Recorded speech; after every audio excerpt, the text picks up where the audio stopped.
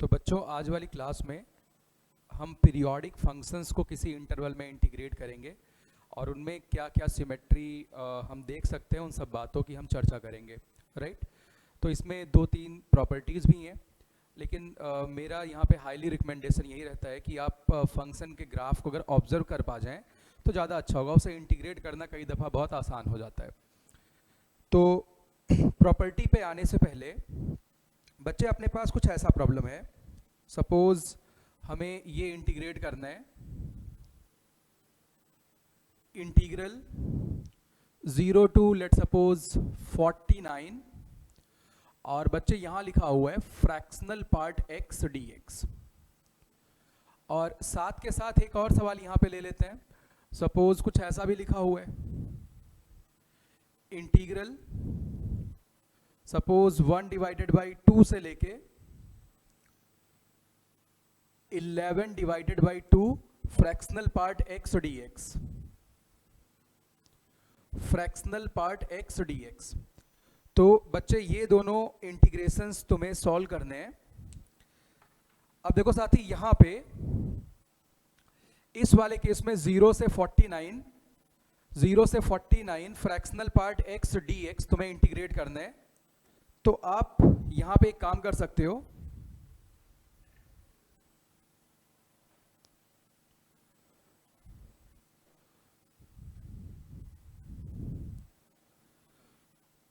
Fractional part x के graph को थोड़ा सा ऑब्जर्व करो। तो बच्चे इसके ग्राफ को बनाते हैं।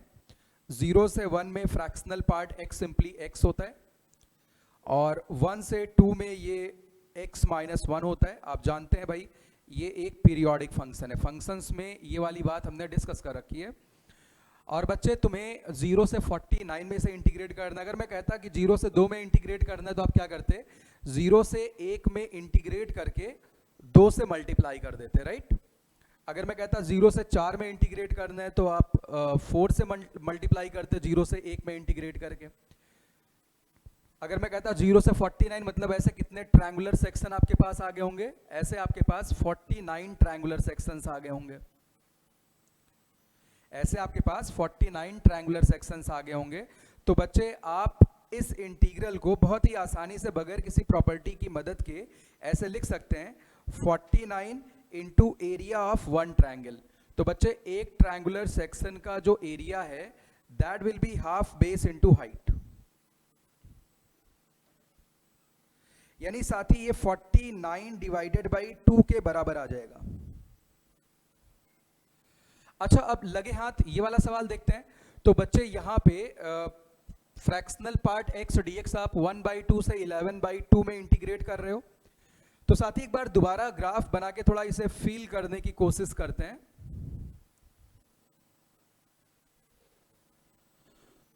तो बच्चे, 0 से 1 में सिंपली आप x वाला ग्राफ बनाएंगे। फिलहाल 1 से 2 में चल रहे हैं, देन 2 से 3 में चल रहे हैं, देन बच्चे 3 से 4 में चल रहे हैं, फिर 4 से 5, थोड़ा सा और आगे चलना पड़ेगा, फिर बच्चे आप 5 से 6 में भी चलेंगे। अच्छा, यहां पे आप 1/2 से लेके बच्चे 1/2 से लेके 11/2 के बीच में बाउंडेड एरिया कैलकुलेट करने जा रहे हैं। ठीक है। तो बच्चे, यहां पे अगर मैं 1/2 को लोकेट करूं तो भाई 1/2 तो कुछ यहां पे आ जाएगा। और बच्चे 11/2 कहां पे आएगा? 5 और 6 के बीच में कहीं आएगा। यानी इस दफा आपको ये वाला पूरा एरिया कैलकुलेट करके बताना है। यहां से यहां तक का बच्चे पूरा एरिया आपको बतलाना है इस बार।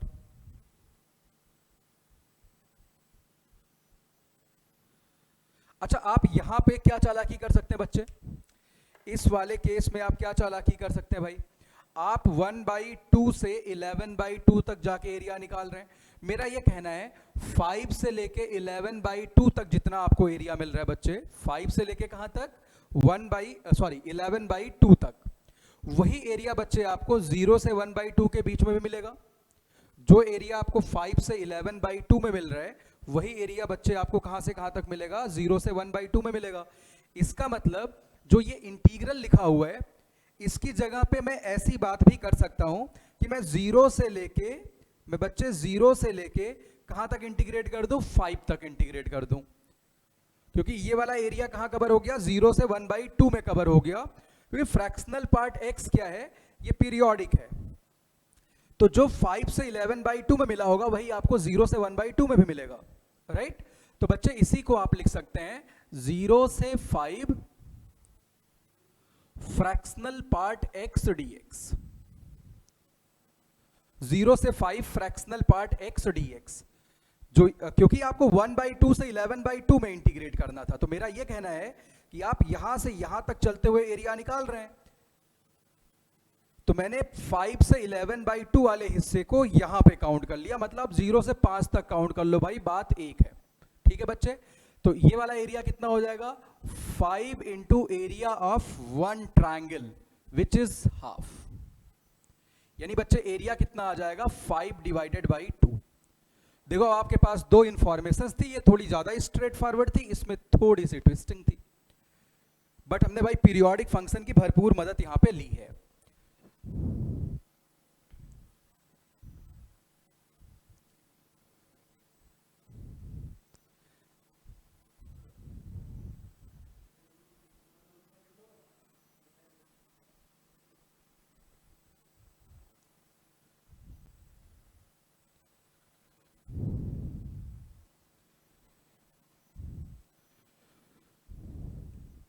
अब बच्चे यहां पे नेक्स्ट देखते हैं,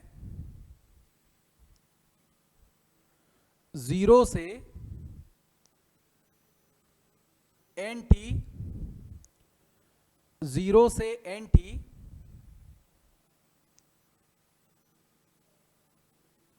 fx dx, यहां पे n कोई भी इंटीजर है, n बच्चे कोई भी यहां पे इंटीजर है, राइट। और t जो भी है इस फंक्शन का पीरियड है, तो बच्चे इस पूरे इंटीग्रल को आप लिख सकते हैं n टाइम्स 0 से t fx dx।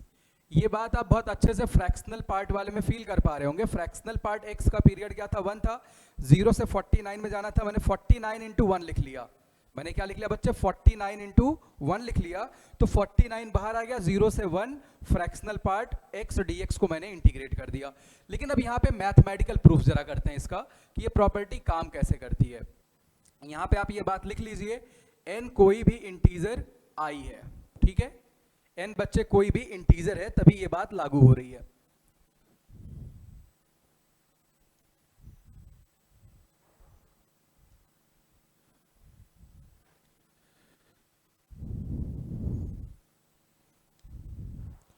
चलिए ग्राफ में तो इसका प्रूफ हमें समझ आने लगा है भाई, ग्राफ में बच्चे हमें इसका प्रूफ समझ आना शुरू हो गया है। अभी थोड़ी देर पहले फ्रैक्शनल पार्ट वाला ही बनाया था, कोई भी पीरियोडिक फंक्शन हो, 0 से nt लिखा हुआ है, n जहां पे कोई इंटीजर है, मान लो फंक्शन का पीरियड 2 है और आपने 0 से 10 लगाया था, आप क्या करेंगे, 5 इंटू 2 कर देंगे, 5 को बाहर निकाल लेंगे, क्योंकि 0 से 2 जो है वही 2 से 4 आएगा, वही 4 से 6 आएगा, यानी आप 5 को बाहर निकाल सकते थे, ठीक है। चलिए अब इसका थ्योरेटिकल प्रूफ करते हैं। देखो बच्चे fx एक पीरियोडिक फंक्शन है, तो f of x plus t की वैल्यू जो है ये भी fx के बराबर होगी। अच्छा इतना ही नहीं बच्चे, अगर आप f of x plus 2t करते हैं, अगर फंक्शन t के साथ पीरियोडिक है तो 2t के साथ भी पीरियोडिक होगा। भाई t तो फंडामेंटल पीरियड था ना, तो बच्चे f of x plus 3t भी इसका पीरियड होगा, यानी इसके बराबर भी आएगा। Similarly you can write f of x plus n minus 1t, ऐसे आप आगे तक लिख सकते हैं, राइट। अब बच्चे 0 से nt fx dx, इस इंटीग्रल को मैं ऐसे लिख देता हूं, 0 से t fx dx प्लस, अब बच्चे आगे चलते हैं, t से 2t, f,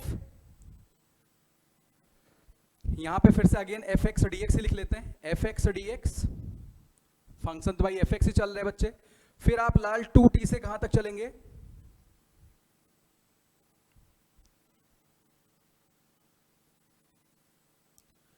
फिर बच्चे आप 3t से आगे तक चलेंगे,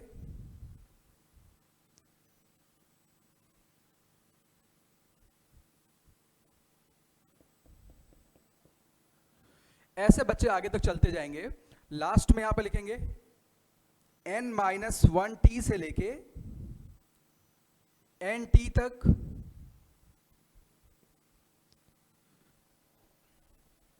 तो मुझे उम्मीद है आप ये पूरी बात समझ रहे होंगे। आप 0 से nt तक जा रहे थे, बीच बीच में आपने क्या किया, इंटरवल्स को ब्रेक कर दिया, राइट। अब बच्चे आपके पास ये सारी बात यहां पे एप्लीकेबल है कि एफ एक्स प्लस टी बराबर एफ एक्स है, यही value F x plus 2t F x plus 3t के बराबर है। तो देखिए इस वाले में इंटीग्रल में तो कोई दिक्कत नहीं है। यहां पे मैं एक छोटी सी बात और कर देता हूं बच्चे, इस वाले केस में मैं x को रिप्लेस कर देता हूं x प्लस कैपिटल T से। तो बच्चे dx, तो dx से ही रिप्लेस होगा, इससे कोई फर्क नहीं पड़ने वाला। x को मैंने x प्लस टी से रिप्लेस कर दिया। अच्छा दूसरे में बच्चे मैं x को रिप्लेस कर देता हूं x प्लस 2t से, तो यहां भी dx तो सेम ही रहेगा बच्चे। इस केस में x को x प्लस 3t से रिप्लेस कर देता हूं,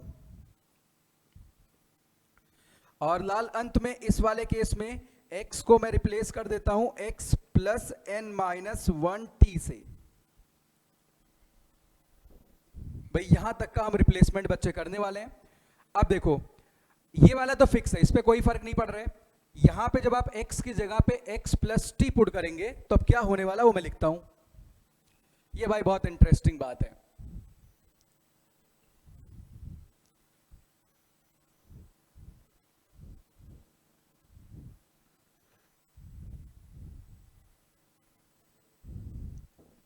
चलिए बच्चे, तो यहां पे 0 से t F x d x आएगा। अच्छा बच्चे आपने x को x प्लस टी से रिप्लेस किया है। अब ये थोड़ा कम अच्छा लग रहा है मुझे लगता है बच्चे, इसमें आप मन करता आप यहां पे y प्लस टी कर देते, इससे कोई फर्क नहीं पड़ेगा। एक बार मैं कर देता, नहीं तो आपको कंफ्यूजन हो जाएगा। आप y प्लस टी कर लो तो बच्चे यहां पे dy आ जाएगा, यहां पे y प्लस 2t कर दो, इससे वैसे कोई अंतर नहीं पड़ने वाला है, ऐसे कर लो। तो यानी dx किससे रिप्लेस हो जाएगा बच्चे, dy से रिप्लेस हो जाएगा, ठीक है। अच्छा जो ये पहला वाला एरिया है, इसको मैं कुछ एज्यूम कर लेता हूं अभी, नहीं तो बार बार ये इतना बड़ा सा फंक्शन लिखना पड़ेगा। ये बच्चा मान लेता हूं कि ये वाला जो एरिया है ये डेल्टा के बराबर है। ये किसके बराबर है, डेल्टा के बराबर है। तो मैं इसको ना लिख के यहां पे डेल्टा लिख देता हूं। देखो बच्चे यहां पे मैंने डेल्टा लिख दिया। ये कौन सा एरिया है, 0 से t F x d x, इसको मैंने डेल्टा लिख दिया है। अब देखिए लाल, आप x की जगह पे y प्लस टी रखेंगे। जब x कैपिटल T था तो y कितना हो जाएगा, 0, राइट। तो यहां पे प्लस इंटीग्रल 0। जब x 2t होगा तो y कितना हो जाएगा, 2t माइनस टी, यानी t हो जाएगा। अरे भाई ये बात समझ आ रही है। और बच्चे x की जगह पे y प्लस टी आ जाएगा, तो f of y plus t d y plus. अब बच्चे आप यहां पे आइए, y प्लस 2t आप पुट कर रहे हैं, तो मीन्स जब x 2t था तब y 0 हो जाएगा, और जब 3t होगा तो yt हो जाएगा। तो भाई यहां पे f of y plus 3t आ जाएगा बच्चे, y प्लस 2t आ जाएगा, सॉरी, dy। तो इस तरीके से हम चलना शुरू करेंगे बच्चे। और ये अंत वाले पे आते हैं, जब x n माइनस 1t होगा तो y क्या होगा, 0 होगा।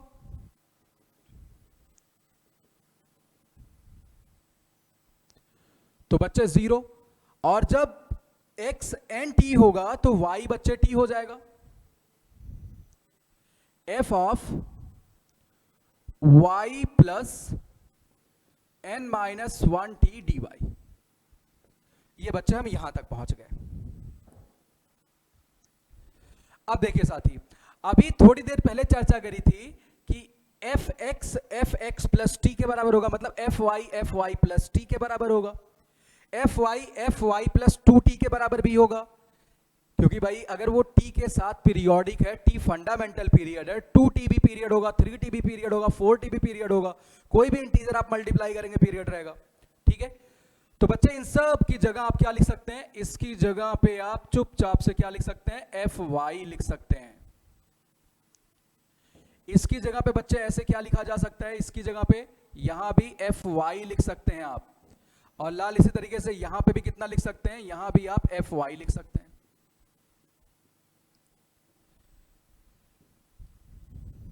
अब देखिए आपके पास कितने डेल्टा आएंगे, एक तो डेल्टा मैंने लिख दिया, ऐसे आपके पास कितने और एरिया लिखे हुए हैं, n-1 लिखे हुए हैं, तो यानी बच्चे यहां पे क्या आएगा, डेल्टा, सबका एरिया डेल्टा होने वाला, डेल्टा,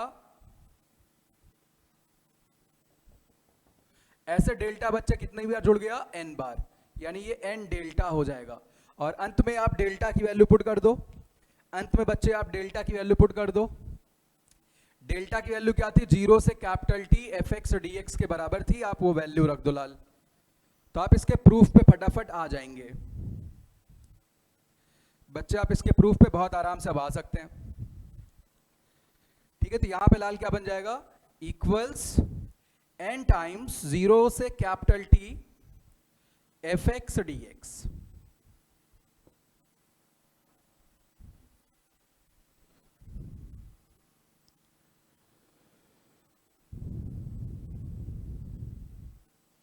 अब देखो जो पहला एग्जांपल लिया था, जो मैंने 0 से 49 में फ्रैक्शनल पार्ट x और dx को इंटीग्रेट किया था, तो मैंने 49 को इसी वजह से बाहर निकाल लिया, बाकी ये ग्राफ में तो सीधे दिखता है, राइट। अच्छा, वो जो दूसरा इंटीग्रल था 1/2 से 11/2 फ्रैक्शनल पार्ट x dx, उसका आंसर हमने क्या निकाला था, 5/2 निकाला था, राइट। तो बच्चे अब उस पे आते हैं। अब देखो अपने पास दूसरी बात ऐसी आ गई कि अगर f(x) कोई भी पीरियोडिक फंक्शन है तो ये इंटीग्रल क्या होगा, a से nt plus a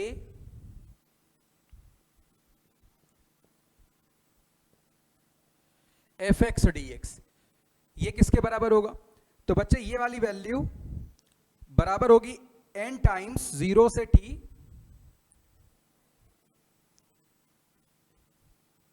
F x d x के, जहां पे a कोई भी रियल नंबर हो सकता है। अच्छा, ऐसी बात मैंने उस एग्जांपल में लिखी थी, जरा गौर करिए आप, मैंने ये लिखा था, अभी मैं प्रूफ पे आता हूं इसके, मैंने यही लिखा था बच्चे 1/2 से लेके 11/2 कहे तो 5 + 1/2, यही लिखा था, फ्रैक्शनल पार्ट x dx। और भाई आप देख पा रहे हैं ये बात लागू हो रही है, ये 5 इंटीग्रल 0 से 1 फ्रैक्शनल पार्ट x dx के बराबर आ जाएगा। यही तो हमने उस समय कंप्यूट करके बोला था कि क्या आने वाला है, 5/2 आने वाला है, राइट। देखो भाई ये वाली प्रॉपर्टी अब हम मैथमेटिकली प्रूफ करेंगे, ठीक है, चलिए कोशिश करते हैं।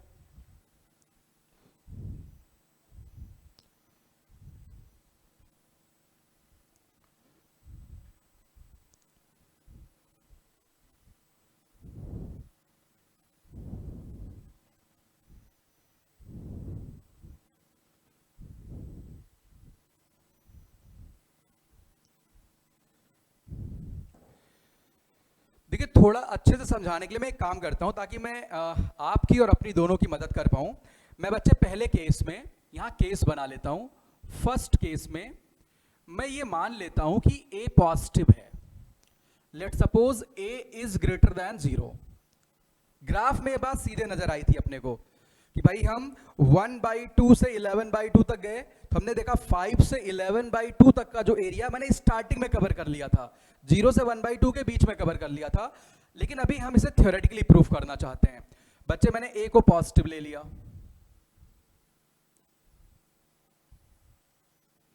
ए को हमने क्या ले रखा है, यहां पे पॉजिटिव ले रखा है, राइट। तो देखो भाई ए से एनटी प्लस ए तक अपन जा रहे हैं। ए से बच्चे कहां तक जा रहे हैं, एनटी प्लस ए तक अपन जा रहे हैं यहां पे।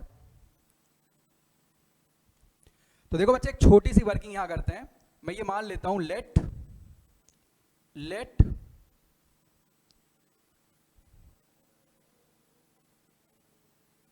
x इक्वल टू, ट्राई करते हैं, देखते हैं कुछ सफलता मिलती कि नहीं मिलती है। x इक्वल टू बच्चे मैंने y प्लस ए मान लिया।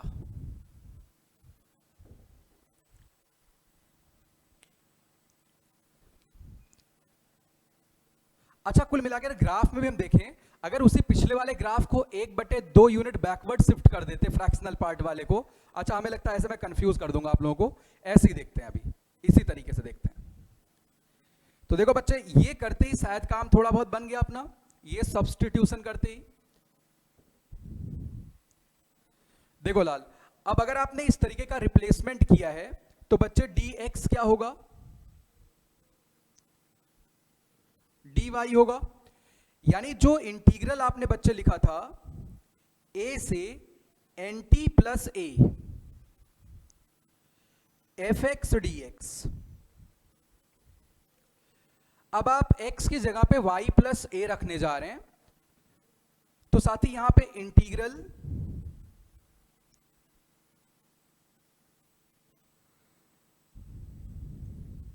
अब भाई लिमिट भी यहां पे चेंज होगी, तो थोड़ा सा मामला हमें लगता है खराब होता हुआ नजर आ रहा है। इसमें मैं कैसे आपकी हेल्प कर सकता हूं,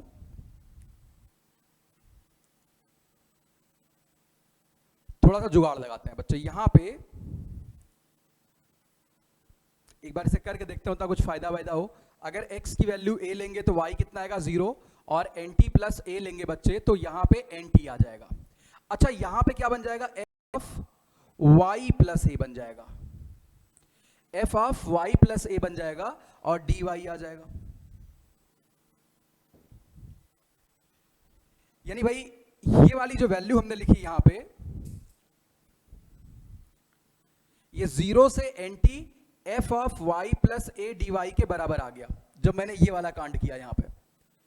यानी मैं इसको ऐसे भी लिख सकता हूं, दिस इज इक्वल टू, एक और बात चलिए भाई पता चली यहां पे, 0 से t, वैसे अपने पास रीजन आ चुका है, f of x plus a dx। अच्छा यही वाली बात शायद पहले भी हमने करी थी। अगर मैं पूरे फ्रैक्शनल पार्ट के पिक्चर को एनालाइज करूं, तो अगर बच्चे मैं फ्रैक्शनल पार्ट के ग्राफ को 1/2 यूनिट बैकवर्ड शिफ्ट कर देता, मैं जहां फ्रैक्शनल पार्ट x था वहां पे फ्रैक्शनल पार्ट x प्लस 1/2 कर देता, तो शायद वो 0 से 5 वाला यही बन जाता, बाकी कोई और फर्क तो पड़ने वाला नहीं था भाई इससे। लेकिन हमें कहां पे जाना है, हमें जाना है 0 से nt fx dx पे जाना है। तो अभी ये वाला जुगाड़ फेल हो गया, ऑल्दो ये वाला रिजल्ट राइट है, इसमें कोई गलती नहीं है, लेकिन जो चाहिए था वो नहीं कर पाए, तो दूसरा ट्रायल करते हैं। अब अपने एक्चुअल प्रूफ पे आते हैं। तो देखो लाल, इसको ऐसे लिख लेते हैं क्योंकि a पॉजिटिव है, तो बच्चे a से nt plus a fx dx, इसको मैं ऐसे लिख देता हूं कि भाई आप 0 से nt प्लस a तक का एरिया निकालो। 0 से कहां तक का निकालो, nt प्लस a तक का एरिया। जैसे जब आपने फ्रैक्शनल पार्ट में 1/2 से 11/2 तक का कैलकुलेशन किया था, तो आप 0 से 11/2 तक का निकाल लो। 0 से 11/2 तक का एरिया निकालने में आपने एक्स्ट्रा कितना काउंट कर लिया, 0 से 1/2 का, 0 से 1/2 का काउंट कर लिया, उसे आप माइनस कर दो। तो इसको ऐसे लिख लेते हैं, 0 से nt प्लस a। अब अपना काम बन जाएगा लाल, अब हम नहीं फंसने वाले भाई, ये fx dx, और इसमें से निकालना क्या है, 0 से a fx dx। इसमें से बच्चे आप 0 से a fx dx फटाफट से बाहर कर देंगे, ठीक है साथी। चलिए भाई, अब 0 से nt प्लस a तक जाना है, 0 से nt प्लस a तक जाना है। तो देखो बच्चे 0 से nt, क्योंकि 0 से nt प्लस 1 है तो 0 से मैं 11/2 तक गया, मतलब 0 से 5 तक गए और 5 से आप 11/2 तक जा रहे हैं, राइट? तो चलिए इसको लिख लेते हैं फटाफट। ये ऐसे बनेगा, this is basically equal to 0 to NT। एक बार मैं देख लेता हूं भाई, विजिबिलिटी आ रही है? ठीक है, कोई दिक्कत नहीं है। fx और dx, और बच्चे आगे क्या आएगा? यहां पे नेक्स्ट क्या आने वाला अपने पास? हम 0 से NT तक गए, अब NT से बच्चे चलेंगे कहां तक? NT प्लस A तक चलेंगे। अरे भाई क्या ये पूरी बात समझ आ रही है अच्छे से? भाई 0 से NT तक गए, यानी 0 से 5 तक गए, और 5 से अब 11/2 तक जा रहे हैं फ्रैक्शनल पार्ट वाले में। तभी मैंने शुरू में एग्जांपल लिख दिया था ताकि समझने में दिक्कत ना हो भाई। देखो जो लोग थोड़े पुराने ग्राफ से खेलते हैं उनको दिक्कत तो नहीं है, ये देख लो। बस अब हम एक कदम की दूरी पे अपने आंसर से।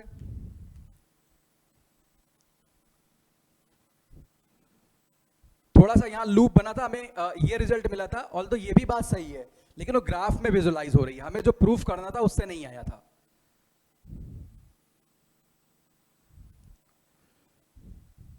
चलिए बच्चे, बस अब अपनी मंजिल पे पहुंचने वाले हैं, अब ज्यादा देरी नहीं लगेगी भाई।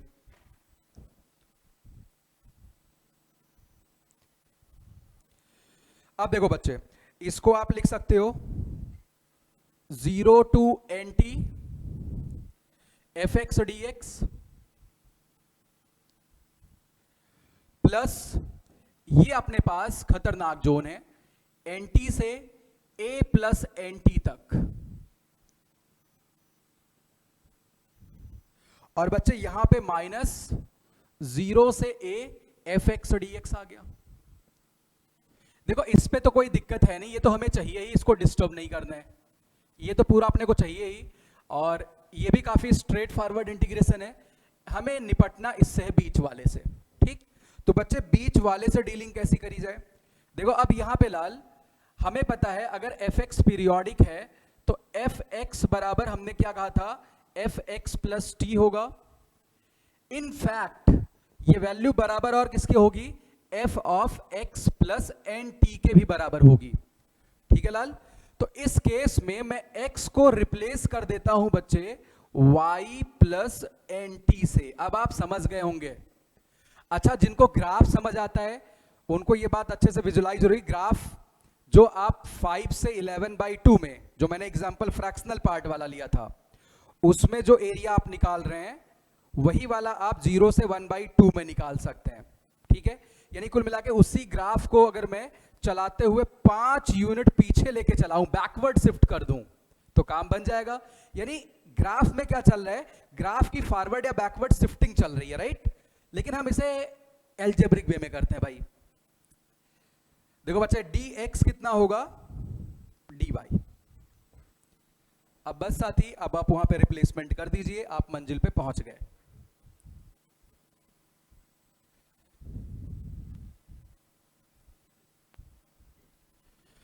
तो देखिए बच्चे, यहां पे क्या होने वाला है?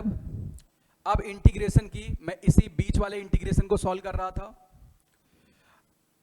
तो बच्चे क्योंकि यहां पे आप y प्लस एन टी रख रहे हो, f of y plus n t रख रहे हो लाल, और यहां पे dy, तो बच्चे जब x एन टी होगा तब y क्या होगा?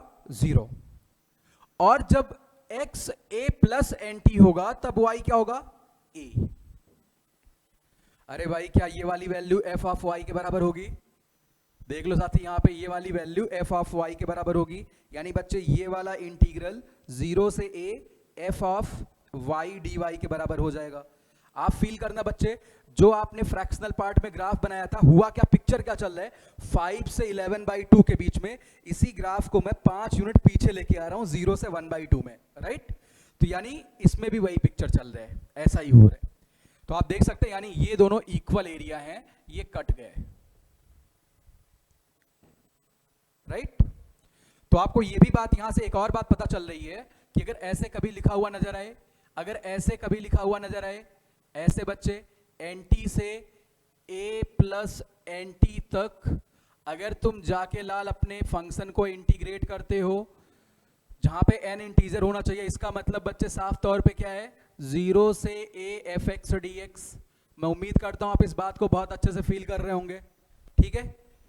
तो बच्चे आप देख सकते हैं आपके पास ये रिजल्ट आ गया, यही हमें प्रूफ करना था। और ये वैल्यू बच्चे किसके बराबर होती है, ये वैल्यू बराबर होती है n टाइम्स 0 से t fx dx के, ठीक है। तो साथी से फटाफट आप नोट कर लीजिए। चलिए बच्चे, तो अब अपने पास ये कुछ बेसिक प्रॉपर्टीज हो गई, इन पे अब सवाल करते हैं भाई।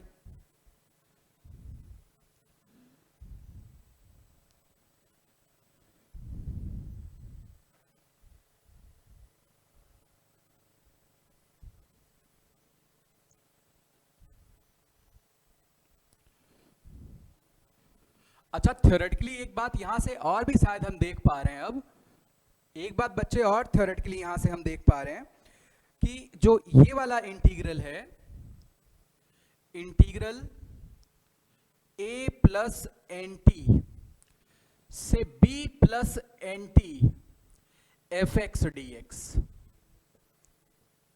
अरे भाई क्या ये वाली वैल्यू जो भी है a से b F x d x के बराबर होगी?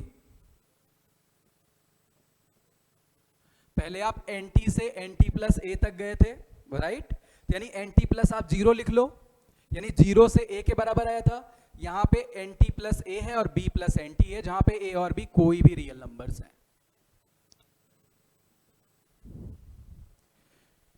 ये भी प्रूफ करना बहुत ही आसान है।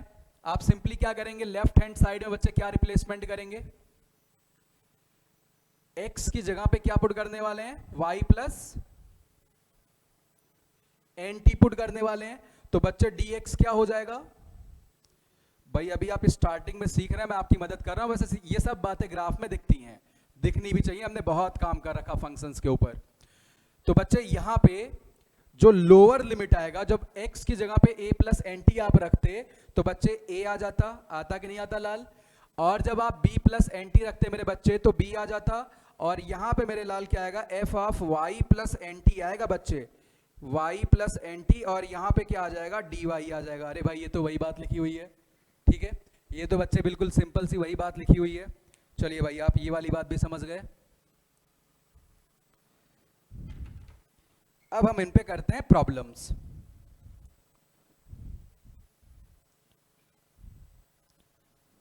अब पीरियोडिक फंक्शन के ऊपर ढेर सारे क्वेश्चंस करते हैं भाई।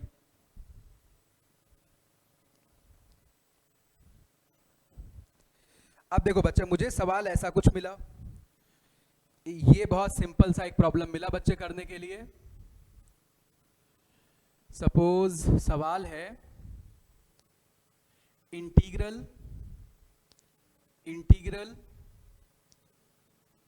टू प्लस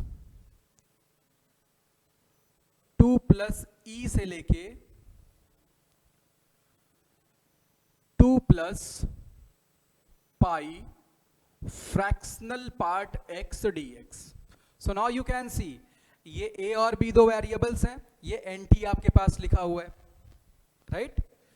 तो बच्चे ये इंटीग्रल किसके इक्वल हो जाएगा, this integral is simply equal to e से लेके पाई तक आपको इंटीग्रेट करना है फ्रैक्शनल पार्ट x dx।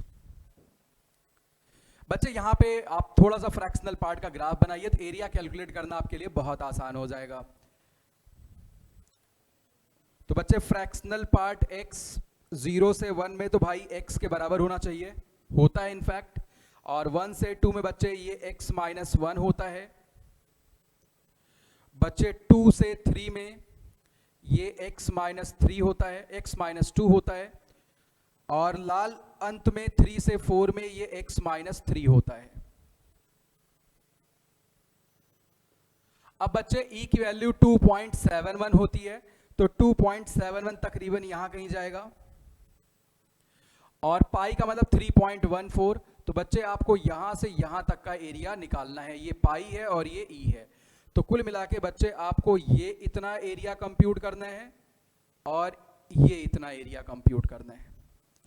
आपका मन करे आप इसे ब्रेक कर सकते हैं, क्योंकि हमने भाई इंटरवल ब्रेकिंग प्रॉपर्टी में पढ़ा था, जहां पे फंक्शन डिसकंटिन्यूअस होता है वहां पे लिमिट को ब्रेक कर लेना चाहिए।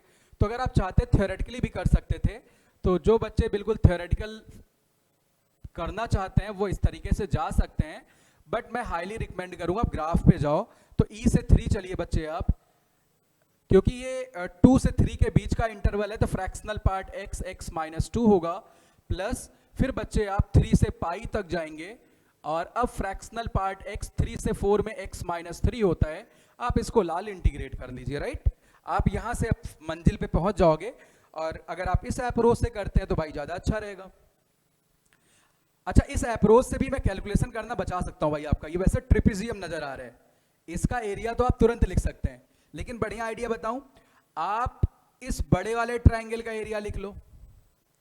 तो भाई बड़े वाले ट्रायंगल का जो एरिया है वो बच्चे 1/2 आएगा, ये बात सही है। बड़े वाले ट्रायंगल का एरिया बच्चे क्या आएगा, 1/2 आएगा। उसमें से ये वाला ट्रायंगल आप निकाल दो, ये वाला ट्रायंगल आप निकाल दो बच्चे, ठीक है। तो इसका एरिया कैसे निकालेंगे, तो पहले बेस लेंथ देखना होगा कितना है, e माइनस 2 है। हाइट कैसे निकालेंगे, x की जगह पे e रख दो, e माइनस 2 आ जाएगा। यानी जब आप हाफ बेस इंटू हाइट करेंगे तो माइनस हाफ e माइनस 2 का होल स्क्वायर आ जाएगा।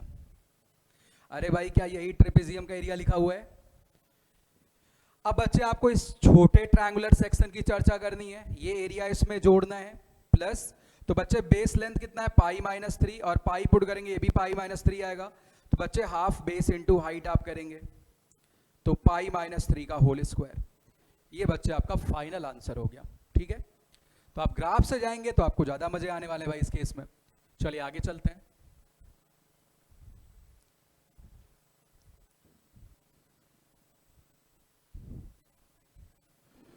चलिए बच्चे नेक्स्ट प्रॉब्लम जरा देखते हैं।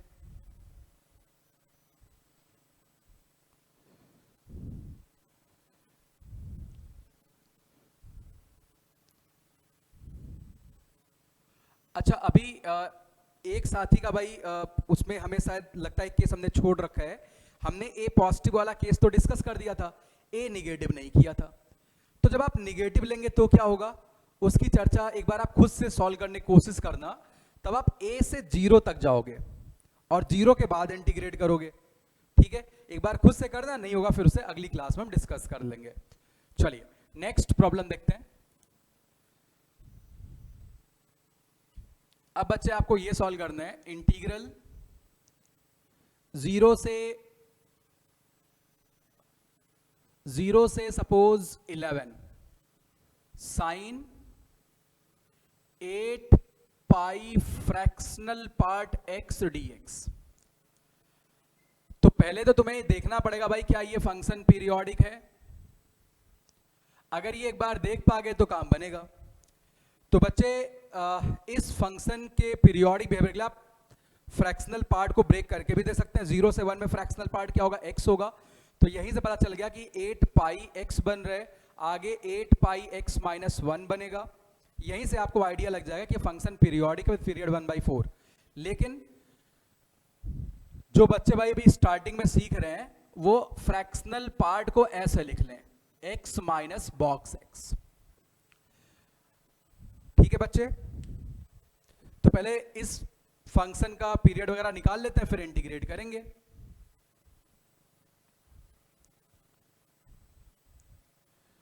तो बच्चे अब अगर मैं फ्रैक्शनल पार्ट x की जगह पे x माइनस बॉक्स x रखूं तो देखो ये लिखा हुआ है sign 8 pi x minus box x, और बच्चे इसको आप एक्सपैंड कर लो साइन a कॉस b से। तो यानी sign 8 pi x into cos 8 पाई box x minus cos 8 pi x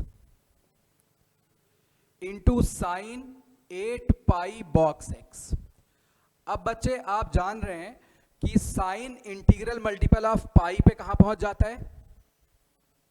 तो बच्चे साइन इंटीग्रल मल्टीपल ऑफ पाई पे कहां पहुंच जाता है, तो ये तो लाल 0 पे जाता है, तो भाई पूरी वैल्यू 0 हुई। अच्छा, कॉस इवन मल्टीपल ऑफ पाई कितना होता है, 1 होता है। अरे भाई ये तो साइन 8 पाई x ही आ गया। यानी ये दोनों आइडेंटिकल फंक्शन होंगे। कौन कौन से, sine 8 pi fractional part x and sine 8 pi x both are identical function, right. तो इसकी जगह पे आप इसको लिख लीजिए, यानी बच्चे जो आप इंटीग्रेट कर रहे हो यहां पे आ जाएगा 0 से 11 साइन 8 पाई एक्स डी एक्स। अब बच्चे साइन 8 पाई एक्स का पीरियड क्या होगा भाई, साइन का 2 पाई होता है, उसमें बच्चे आप 8 पाई से डिवीजन करेंगे कोफिशिएंट ऑफ एक्स से, तो 1/4 आ जाएगा। ठीक है लाल, यहां पे कितना आ जाएगा 1/4 आ जाएगा। अब बच्चे आपको 11 तक जाना है, तो पहले 0 से 1/4, ये एक साइकिल हुई, 1/4 से फिर 1/2 दूसरी, फिर 1/2 से 3/4 तीसरी, मतलब ये फंक्शन रिपीट करता जा रहा है ना। तो बच्चे 0 से 1/4 में जैसा मिलेगा वैसा 1/4 से 1/2 में मिलेगा, वैसा 1/2 से 3/4 में, वैसा 3/4 से 1 में। तो 1 के साथ डीलिंग करने में अपने को ज्यादा मजे आएंगे। तो इसका मतलब 0 से 1 में कितने अपने पास ग्राफ बने वैसे आइडेंटिकल, 0 से 1 में 0 से 1/4 1, 1/4 से 1/2, 1/2 से 3/4, 3/4 से 1, 4, कितने बने, 4 बन गए। तो इसका मतलब आपको 11 तक जाना है, तो आप पहले तो 0 से 1 में तोड़ लो, शायद अब आपके लिए डीलिंग बहुत ज्यादा आसान हो गई।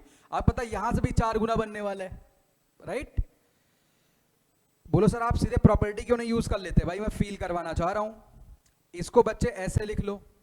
अच्छा अब 0 से 1 में भी 4 बार रिपीट कर रहा है, एक और 4 बाहर आ जाएगा, यानी बच्चे यहां पे आ जाएगा 44, 0 से 1/4 साइन 8 पाई एक्स डी एक्स।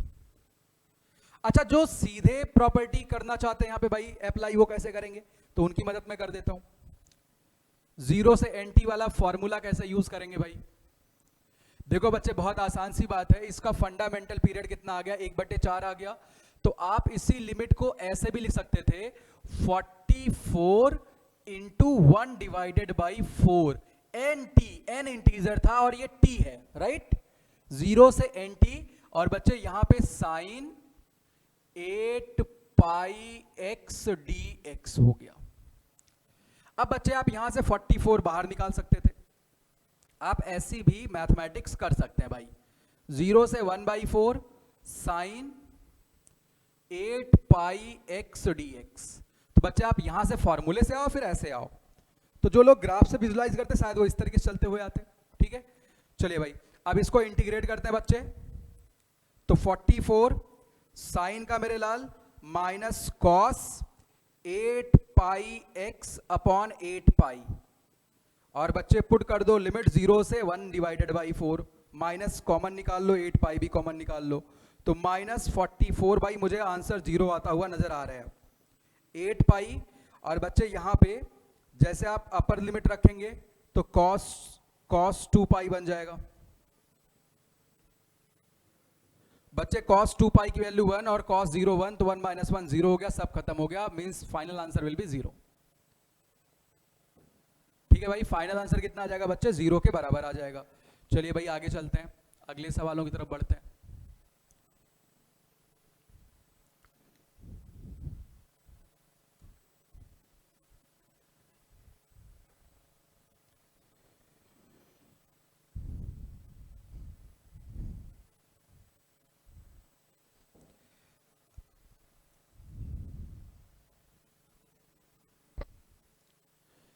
देखो बच्चे ऐसे लिखा हुआ है, if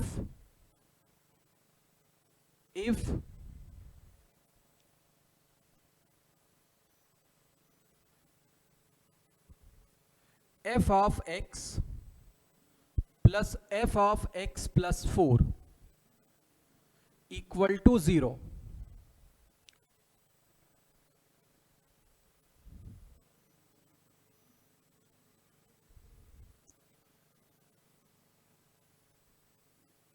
f of x plus f of x plus 4 equals 0, and integral p to p plus c fx dx is independent of P, is independent of P, is independent of P, then what will be minimum value, minimum positive value of C? What will be minimum positive value of C? Minimum positive value of C.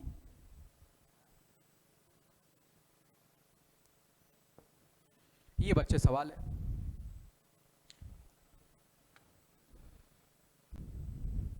अब साथी इस problem में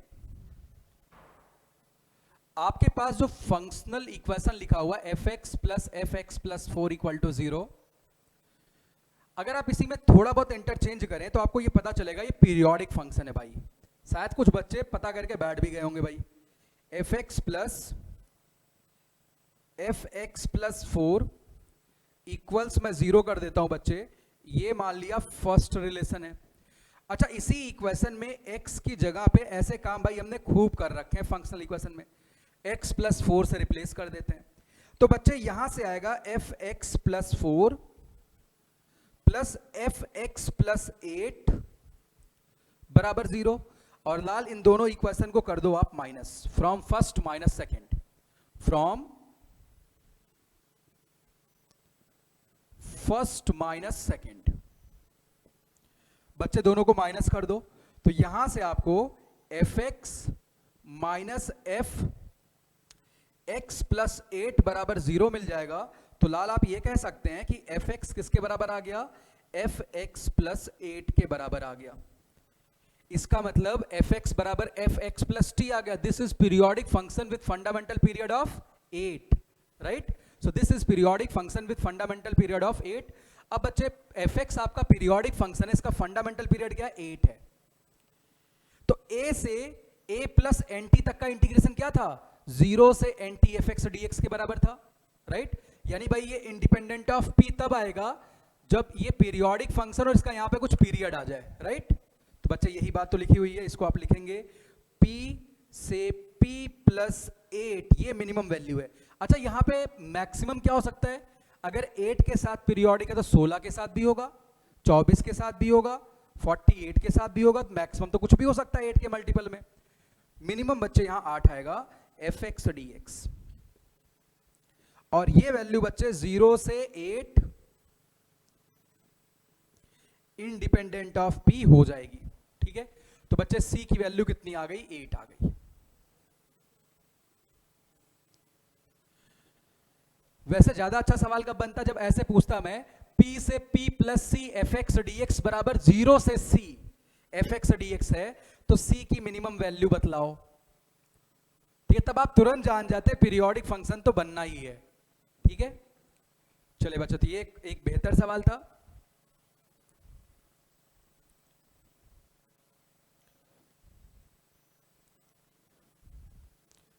चलो कुछ और सवाल इसमें देख लेते हैं पीरियोडिक फंक्शन के ऊपर।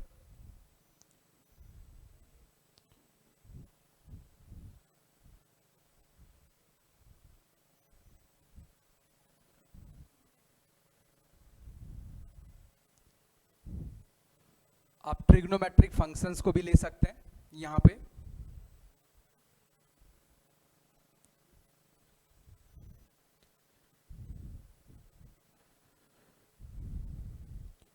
चलिए एक आसान सा सवाल पहले ट्रिग्नोमेट्रिक कर लेते हैं, फिर एक अच्छा सा भी कर लेंगे बच्चे।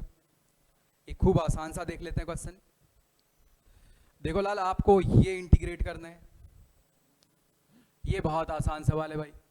0 से 50 pi modulus sine x d x. अब भाई आपको मॉडुलस साइन एक्स का पीरियड पता है, पाई होता है। कितना होता है? पाई होता है। तो इसको आप इस सवाल को फटाफट कैसे लिखेंगे? डेफिनेशन के आधार पे लिखेंगे भाई, 0 से एन टी 50 इंटू पाई आप करेंगे बच्चे, और मॉडुलस साइन एक्स आप कर देंगे। अब अगला स्टेप क्या होगा? 0 से पाई में साइन तो पॉजिटिव होता है बच्चे, तो यहां से 50 बाहर आ जाएगा, 0 से pi sine x d x हो जाएगा। अरे भाई ये बात समझ आ रही है, कोई दिक्कत तो नहीं लाल? यानी 50 साइन का माइनस कॉस होता है, लिमिट इज फ्रॉम 0 टू पाई।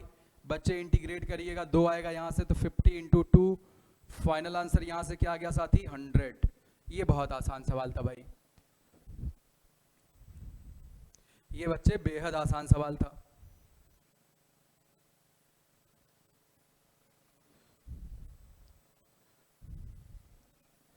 अच्छा एक और सवाल यहाँ पे मैं लिख देता हूँ भाई आपके लिए, एक और सवाल आपके लिए लिख देता हूँ बच्चे। ये ऐसे लिखा हुआ है,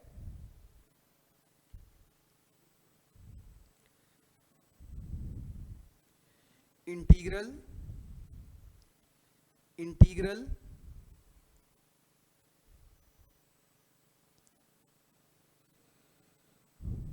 पाई बाई 6 से लेके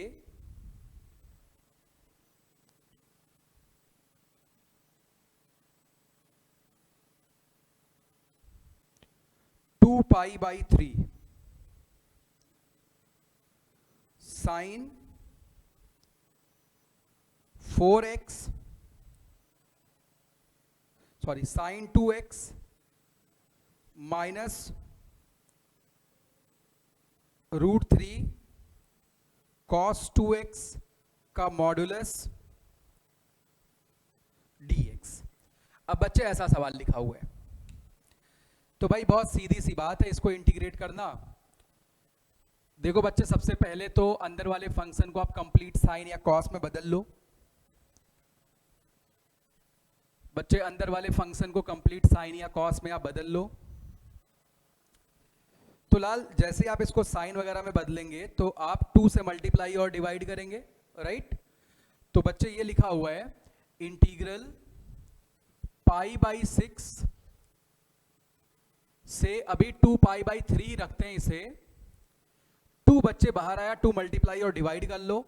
तो ये बच्चे मॉड्यूलस में लिखा हुआ है sine 2x minus pi divided by 3 dx।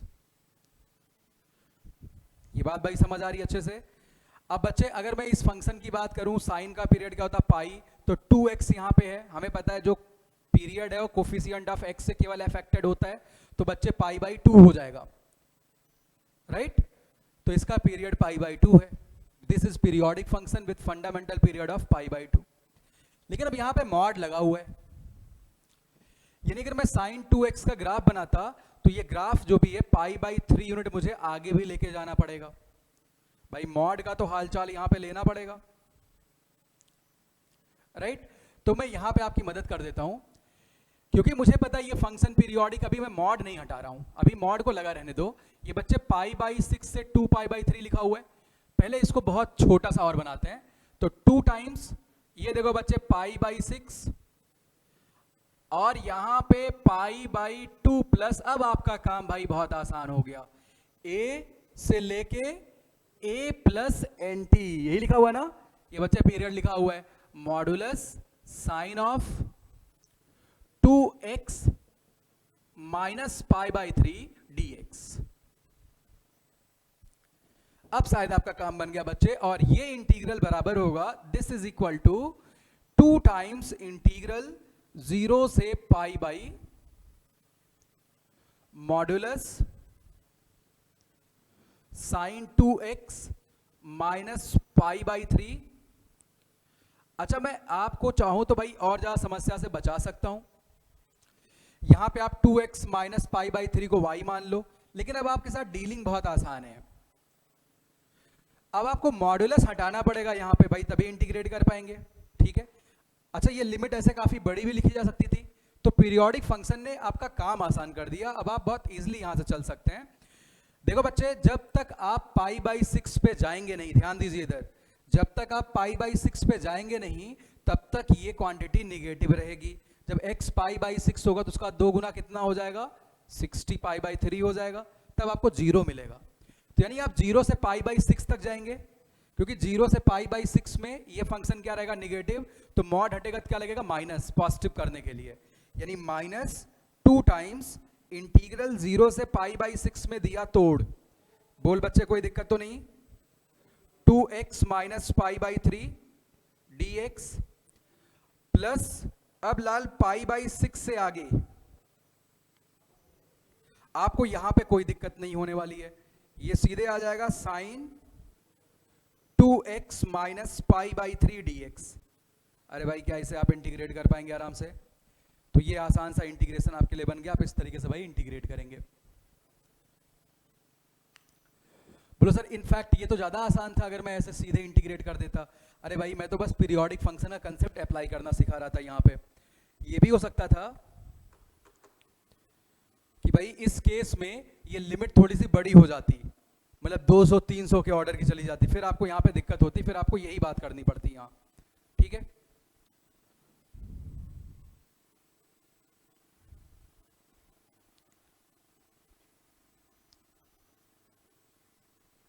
तो यहाँ पे इसकी बजाय अगर आप सीधे भी ब्रेक करते तो आपको दिक्कत नहीं होती। π/6 से जब आप चलना शुरू करेंगे तो ये मॉड के अंदर वाली क्वांटिटी पॉजिटिव आप एज इट इज लिमिट को हटा सकते हैं, यहाँ पे दिक्कत ही नहीं आती, राइट। आप सीधे इसे हटा सकते थे।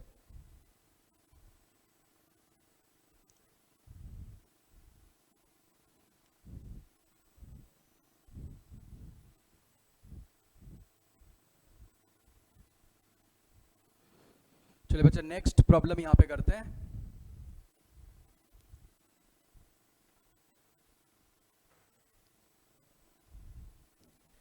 चलो भाई, तो नेक्स्ट प्रॉब्लम है, ये आज का आखिरी क्वेश्चन भी इसका, integral -4 to +4 6x minus box x minus box 2x minus box 3x dx। तो देखो आप इसको काफी आसान बना सकते हैं। बॉक्स x को एक x चाहिए होगा, 2x को 2x चाहिए होगा, 3x को 3x चाहिए होगा, राइट। तो इसको आप फटाफट तोड़ के ऐसे लिख सकते हैं, इंटीग्रल -4 to +4, इसको ऐसे लिख लिया बच्चे, x minus box x plus 2x minus box 2x plus 3x minus box 3x dx। और बच्चे ये क्या लिखा हुआ, फ्रैक्शनल पार्ट x। तो बच्चे -4 से +4 आप फ्रैक्शनल पार्ट x को सॉल्व कर रहे हैं। यहां पे आप -4 से +4 में फ्रैक्शनल पार्ट 2x को बच्चे सॉल्व कर रहे हो। अगले में -4 to +4 आप साथ ही फ्रैक्शनल पार्ट 3x को सॉल्व कर रहे हो। अब आपको इन सब के बारे में पता है खूब अच्छे से। देखो अब अगर मैं फ्रैक्शनल पार्ट की बात करूं, ये पीरियोडिक होता विद पीरियड 1, तो बच्चे 0 से 4 में कितने ट्राइंगल्स बनते, 4, ऐसे 4 पीछे बन गए, टोटल 8 ट्राइंगल का एरिया निकालना है। एक का कितना आता है, 1/2 आता है। तो भाई 8 × 1/2 सीधे आप करके आगे निकल जाते, 8 × 1/2 कर देते।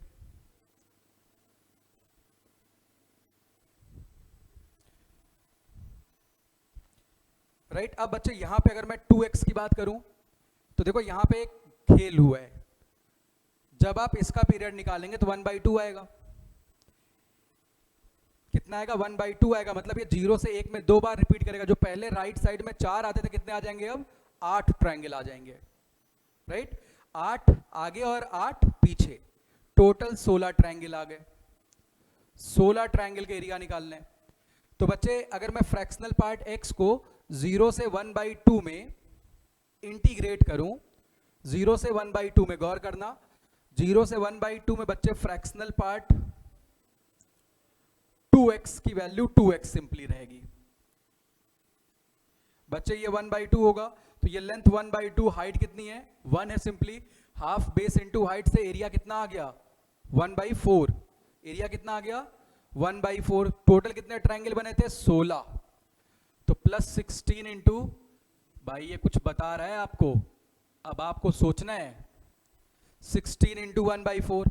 क्योंकि भाई आपने एक ही ट्राइंगल के दो हिस्से कर दिए थे, 0 से 1/2, फिर 1/2 से 1 तक जा रहे थे, ठीक है।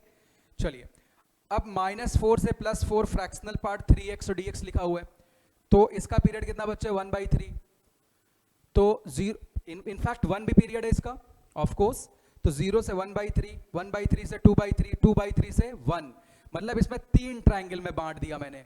तो आगे कितने बने 12, पीछे कितने बने 12, टोटल कितने हुए 24, तो 24 ट्राइंगल आ गए। अच्छा एक ट्राइंगल का एरिया कैसे निकालेंगे बच्चे, एक ट्राइंगल का एरिया कैसे निकालेंगे भाई, 0 से 1/3 में फ्रैक्शनल पार्ट 3x कितना होगा, 3x हो जाएगा सिंपली, बोलो भाई हाँ है ना। तो बच्चे ये तो 1/3 और कितना आ गया 1 आ गया, तो हाफ बेस इंटू हाइट से कितना आएगा 1/6 आ जाएगा।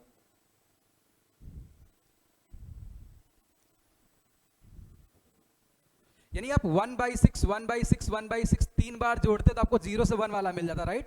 आपने एक ही ट्राइंगल को 3 ट्राइंगल में बांट दिया है, तभी सारे एरिया आइडेंटिकल आते जा रहे हैं, ठीक है। तो बच्चे यहां से 4 आया, इससे भी 4 आया और इससे भी 4 आया, टोटल कितना हो गया 12 स्क्वायर यूनिट।